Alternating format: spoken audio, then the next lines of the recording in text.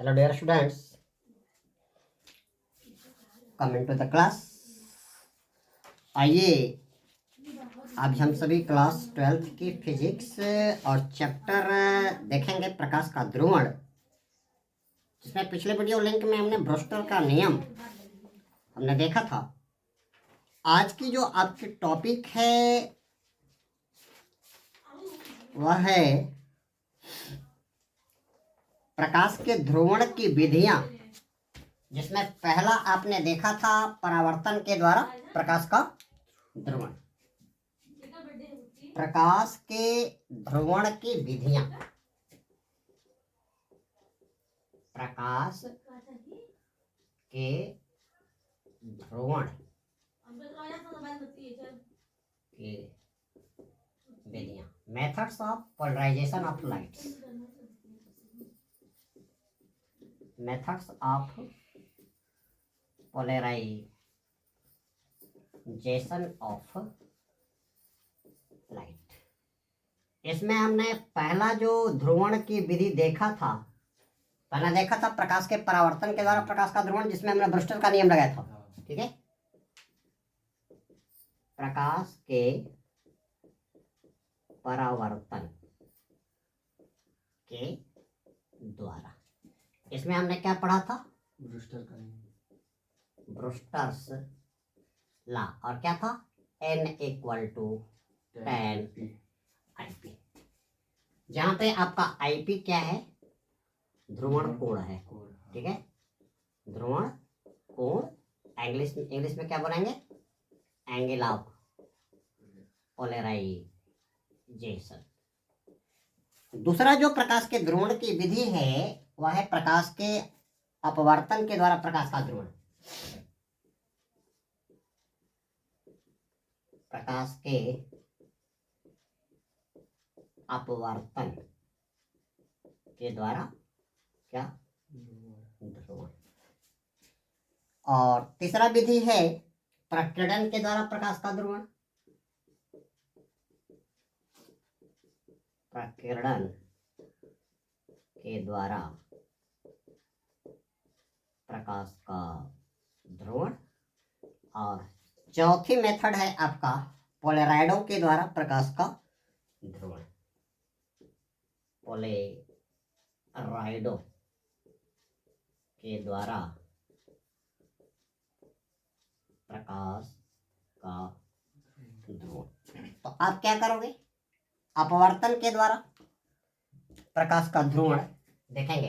पहला यहाँ पे आपका आ रहा है अपवर्तन के द्वारा प्रकाश का ध्रुवण। और अपवर्तन तो आप जानते ही हो, जब प्रकाश की किरण लगातार दो माध्यमों में गति करती है, जब माध्यम 1 से माध्यम 2 में जाती है, चूंकि दोनों माध्यमों का अपवर्तनांक, उनकी डेंसिटी, घनत्व क्या होता है? अलग अलग होता है। तो जिस माध्यम का घनत्व कम होता है वो आपका विरल माध्यम हो जाता है, जिस माध्यम का घनत्व ज्यादा होता है वो आपका क्या हो जाता है? सघन माध्यम होता है। और जब प्रकाश की किरण एक माध्यम से दूसरे माध्यम में जाती है तो अपने मूल रास्ते से विचलित हो जाती है। ये घटना आपकी क्या कहलाएगी? प्रकाश का अपवर्तन कहलाएगी। यहाँ पे हम लोग देखेंगे अपवर्तन के द्वारा प्रकाश का ध्रुवण कैसे करेंगे। यदि समान मोटाई की कांच की बहुत सी प्लेटों को एक दूसरे के ऊपर समानांतर रख दिया जाए, और क्या करेगा? जब कांच की प्लेट पे प्रकाश ध्रुवण कोण पे आपतित होगा तो परावर्तित प्रकाश क्या होगा? समतल ध्रुवित हो जाएगा। ब्रोस्टर नियम। आगे क्या करेगा? साथ ही अपवर्तित प्रकाश आंशिक रूप से क्या होगा? ध्रुवित होगा। अब उस आंशिक प्रकाश को क्या करोगे? आप दूसरे और कांच की पट्टिकाओं से गुजारोगे, तो लास्ट में जो अपवर्तित प्रकाश होगा टोटली क्या हो जाएगा? ध्रुवित हो जाएगा। भाई फिगर इसको हम लोग समझ सकते हैं। ये हमारी एक कांच की पट्टिका, ठीक है, इसके नीचे एक कांच की पट्टिका हमने ये रख दिया, इसके नीचे एक कांच की पट्टिका ये रख दिया, इसके नीचे एक कांच की पट्टिका ये रख दिया। इस पे एक प्रकाश आपका आया। कौन सा प्रकाश आया? कौन सा प्रकाश आ रहा है? अद्वित प्रकाश आ रहा है। और ये क्या करेगा? ये जब कांच में जाएगा तो ये क्या करेगा? मूल रास्ते से क्या हो जाएगा? विचलित हो जाएगा। ये प्रकाश आपका क्या होगा, आंशिक रूप से क्या हो जाएगा, ध्रुवित हो जाएगा, अपवर्तित प्रकाश। यहां से इसके परपेंडिकुलर ये आपका क्या हो जाएगा, परावर्तित प्रकाश हो जाएगा। जो क्या होगा, अगर क्या कहा था कि अगर प्रकाश की किरण क्या कर रही है, ध्रुवण कोण पे आ रही है। अब ध्रुवण कोण आपका क्या हो जाएगा, यहां से आपतन बिंदु पे आप क्या करिए, एक अभिलंब खींच दीजिए। ठीक है, तो ये जो आपतन कोण ये आपका बनेगा, ये आपका क्या बनेगा, ध्रुवण कोण बनेगा। ठीक है, ये आपका क्या हो गया, ये आपका हो गया पूर्णतः ध्रुवित प्रकाश। कौन सी किरण है ये किरण आपकी कौन सी है, परावर्तित किरण है। ये वाली किरण आपकी क्या है, अपवर्तित किरण है। और ये क्या होगी, आंशिक रूप से क्या होगी, ध्रुवित होगी ना, आंशिक रूप से ध्रुवित। अब ये किरण यहां से क्या करेगी, सघन से विरण में निकलेगी, अभिलंब से क्या करेगी, दूर हटेगी, इस कांच की पट्टिका पे आएगी। अब ये प्रकाश आपकी क्या है, आंशिक रूप से ध्रुवित। यहां से क्या करेगी, इस पट्टिका में जाएगी, ये क्या हो जाएगी, ये और आपकी क्या हो जाएगी, ध्रुवित हो जाएगी। यहां से ये क्या करेगा, ये प्रकाश परावर्तित होगा यहां से भी, तो ये वाला क्या होगा, ये वाला आपका क्या हो गया, पूर्णतः ध्रुवित प्रकाश हो जाएगा। अब ये क्या करेगी, यहां से निकल के इस पट्टिका पे आएगी, यहां से ये परावर्तित होगी और इसमें क्या होगी, अपवर्तित होगी। ठीक है, जैसे जैसे ये क्या करेगी, निकलती जाएगी, ये क्या, ये लास्ट में ये जो आपका आखिरी वाले उससे पट्टिका से जो प्रकाश निकलेगा, बाहर निकलेगा, ये आपकी क्या हो गई, ये वाली आखिरी कांच की पट्टिका से क्या हो गई, निर्गत किरण हो गई ना। आखिरी कांच की पट्टिका से क्या हो गई, निर्गत किरण हो गई। ठीक है, यहां से प्रवेश की। अब जैसे जैसे ये अलग अलग पट्टिकाओं से गुजरेगी, क्योंकि यहाँ पे परावर्तन हो रहा है, तो परावर्तित प्रकाश तो टोटली क्या होगी, पोलराइज्ड होगी। आगे क्रमशः जाने के बाद आखिरी पट्टिका से निकलने पे जो आपकी अपवर्तित किरण यानी जो निर्गत किरण हो रही है, वो क्या हो जाएगी, पूर्णतः ध्रुवित हो जाएगी। ठीक है, तो निर्गत किरण क्या हो जाएगी, पूर्णतः ध्रुवित हो जाती है। अतः आप क्या करोगे, क्या लिखोगे, प्रकाश की किरण को कई समांतर पट्टिकाओं से गुजरने के बाद, ठीक है, आप अध्रुवित प्रकाश को समतल ध्रुवित प्रकाश में बदल सकते हैं। ठीक है, तो यहाँ पे आप दिखा नोट पॉइंट दिखा दोगे, अध्रुवित प्रकाश को कांच की कई समांतर प्लेटों से गुजारने के बाद निर्गत प्रकाश की किरण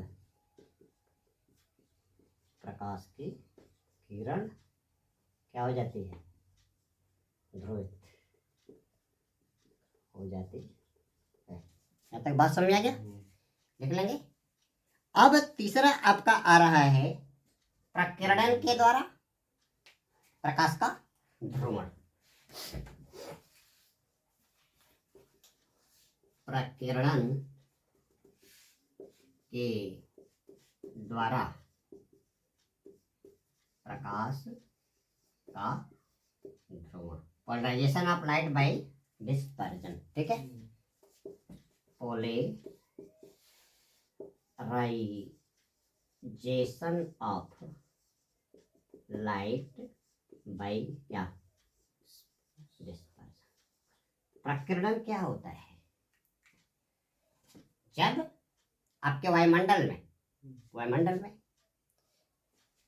गैस के अणु हैं, धूल के भी कण हैं, इन पे जब सूर्य का प्रकाश पड़ता है, किस पे, धूल के कणों पे, तो ये कण सूर्य के प्रकाश की एनर्जी को क्या कर लेते हैं, एब्जॉर्ब कर लेते हैं।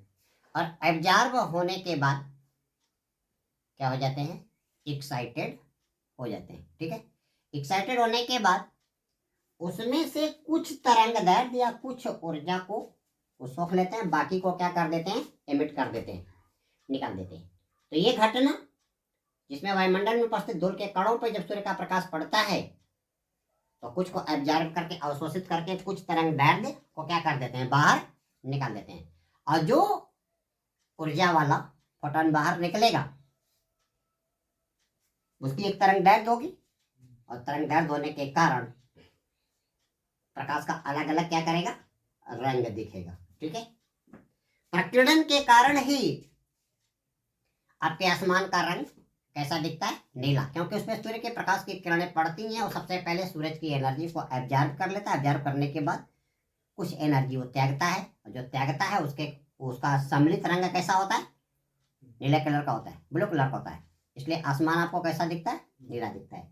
एक क्वेश्चन आता है, अगर हम चंद्रमा पे चले जाएं, वहां से देखने पे अंतरिक्ष हमको कैसा दिखाई पड़ेगा, तो उत्तर मिलता है कि काला दिखेगा, क्योंकि वहां पे क्या है, वायुमंडल ही नहीं है, वहां पे धूल के कण वगैरह वायुमंडल में नहीं है। ठीक है, तो जब कण नहीं है तो सूरज की एनर्जी जो पड़ती है, ठीक है, उसमें क्या करेगा, पूरी की पूरी क्या हो जाती है, एब्जॉर्ब हो जाती है।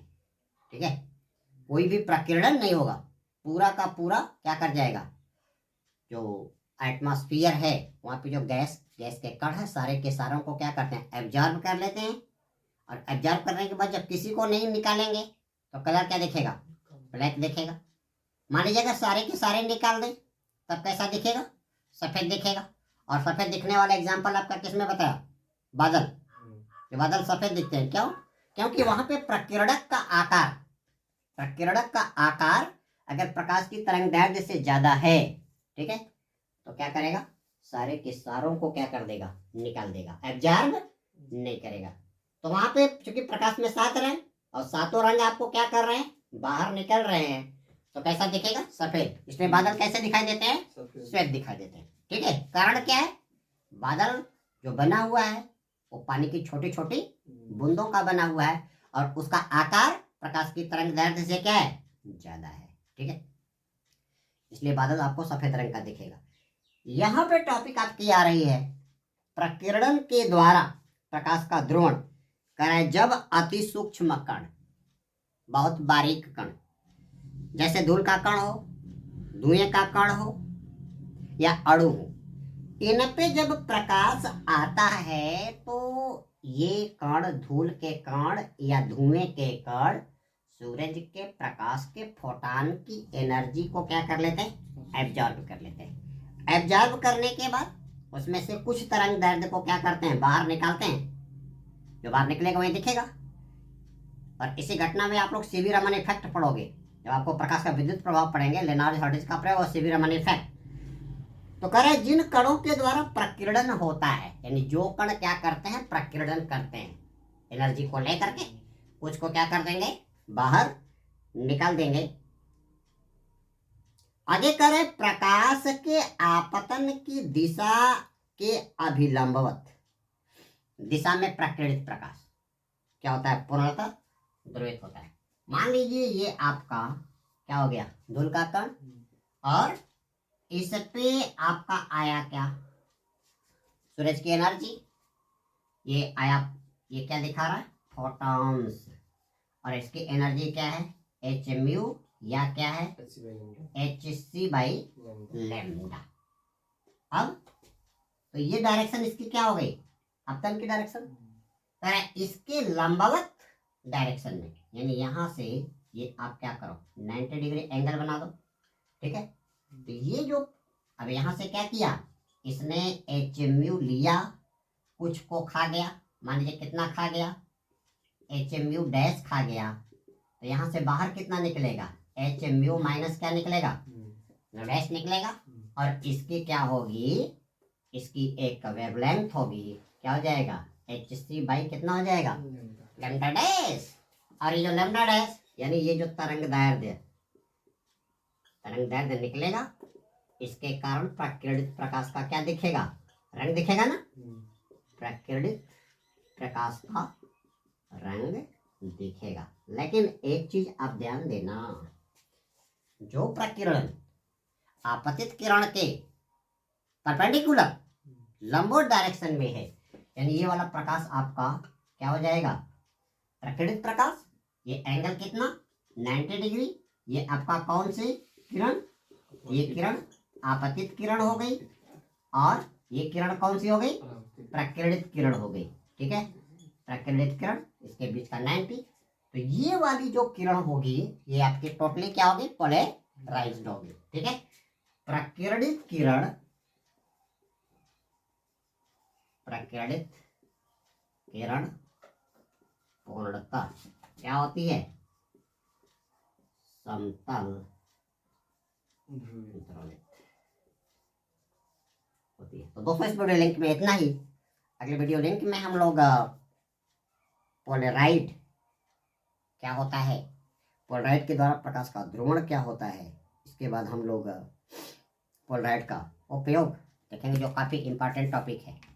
आप मुझसे जुड़े रहिए। Very shortly I release my next video link that will be related on the above topic. एक बार आप सभी मेरे व्यूअर्स को हैप्पी न्यू ईयर 2024 की हार्दिक शुभकामनाएं। आप नए वर्ष में अच्छी तरह से अपनी परीक्षा की तैयारी करें। आपका दिन, आपका ये साल अच्छी तरह से बीते। धन्यवाद।